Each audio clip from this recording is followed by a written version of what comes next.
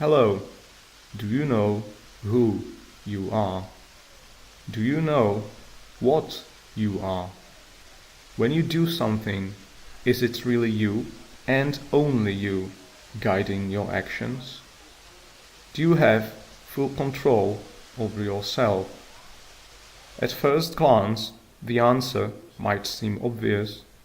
However, after thinking about this for a couple of years, I cannot answer these questions with an honest yes anymore. Our instincts and our reasoning, the subconscious and the conscious part of our mind, they are so different, so fundamentally opposed to each other. I started looking at people, including myself, not as one, but as two entities, trapped in a single body and a single mind, with no way for one to flee from the other. One entity is the basic, primitive animal. The other one is our will and our sense of purpose, the sophisticated non-animal. Our everyday life is a silent war between the two. When the beast wins and seizes control, it feels so real, so true, so right, so righteous. But is it? How many times have we regretted decisions based on our feelings and emotions? Following our primal self brings strong and vivid, yet very short-lived gratification.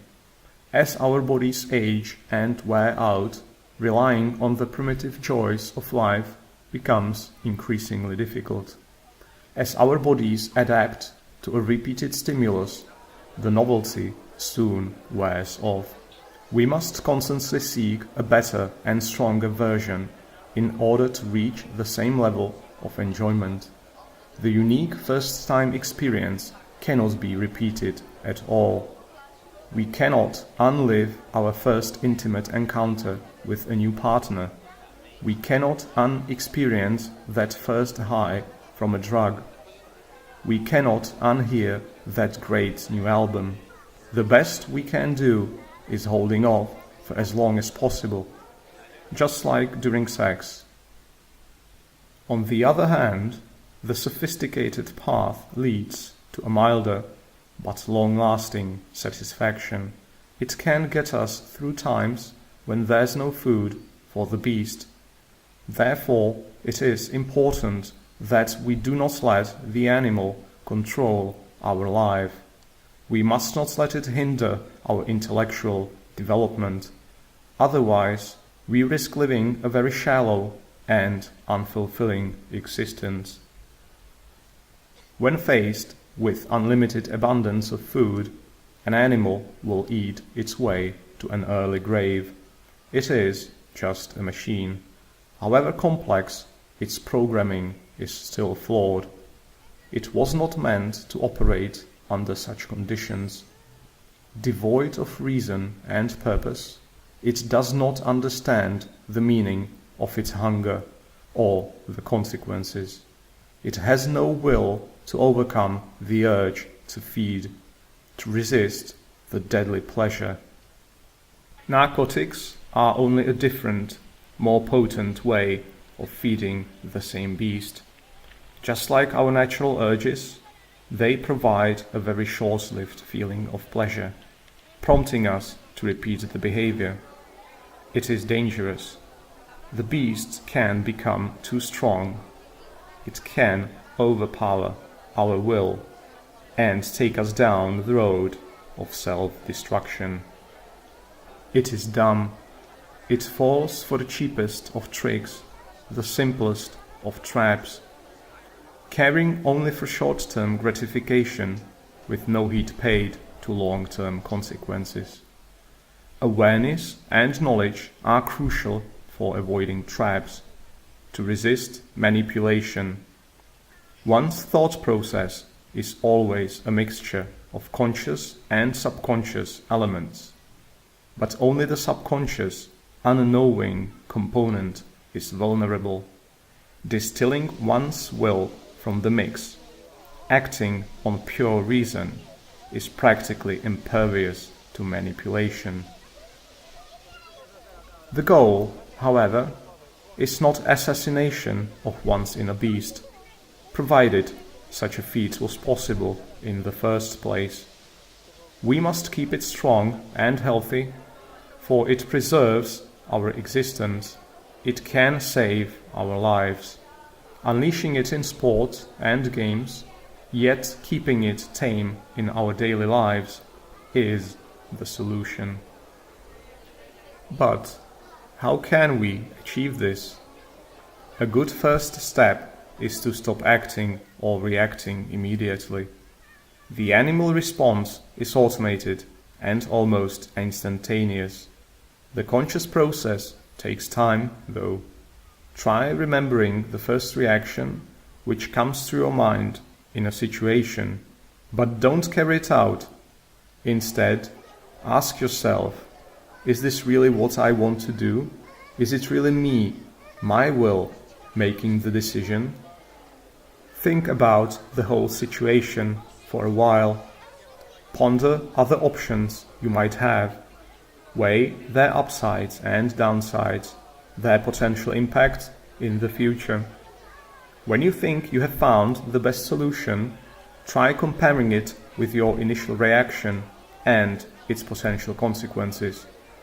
Once you realize how much trouble this can save you, it should be good enough motivation for you to do this more and more often. Delaying things is not always practical, of course. Some situations require a quick reaction. However, these are not as frequent as one might think.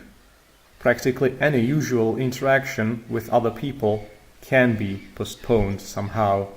Besides, we can also see certain situations coming from a mile away. We can start thinking about possibilities and solutions before the problem occurs.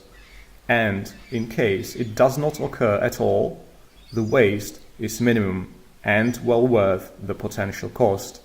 The cost paid for being unprepared and having too little time to respond in a reasonable way. The more we practice this, the more we think before acting, the easier it eventually becomes. Reverse engineering one's own thought process is a crucial milestone on the journey of self-improvement. It cannot be ignored or avoided without consequences. Improving something is very hard when we don't understand it, and the human mind is no exception. Start with small things like the minor nuisances we face every day, things that make us angry and spoil our mood, possibly provoking us into negative responses and conflict escalation. Focus on the objective significance of such matters. Is the petty problem really worth so much attention and energy? Humans naturally tend to manipulate the physical reality around them as a solution to everything. Even in cases where this is apparently inefficient or outright futile, adjusting our subjective perception is often a more elegant solution, especially when dealing with differing preferences of other people. Once you stop obsessing over insignificant details of your daily life, work your way up to the more challenging situations, like doing business, interacting with the opposite sex, or dealing with people of opposing beliefs. It does not end with you, however. Understanding yourself can also give you more insight into behavior of others. People are different, but there are many similarities, especially when it comes to our biological drivers. On a daily basis, you will see people around you losing to their inner beasts, some of them completely unaware of the fact, with no signs of a fight taking place. Their defeat is immediate and utter. Valuable pieces of their fortune are lost. Once you understand, once you become one of the few people winning on this eternal battlefield, you might feel like the true man walking among the beasts. You will know you are ready, because you will not get consumed by your own pride, you will not become arrogant, and you will not treat others as lesser beings. It is what the beast in you would like to do. It is just a remnant of our distant past, but it achieves nothing in this age. Others can improve and rise, too. Why stomp on their heads? Why push them further down when you can show them the way up? Godspeed.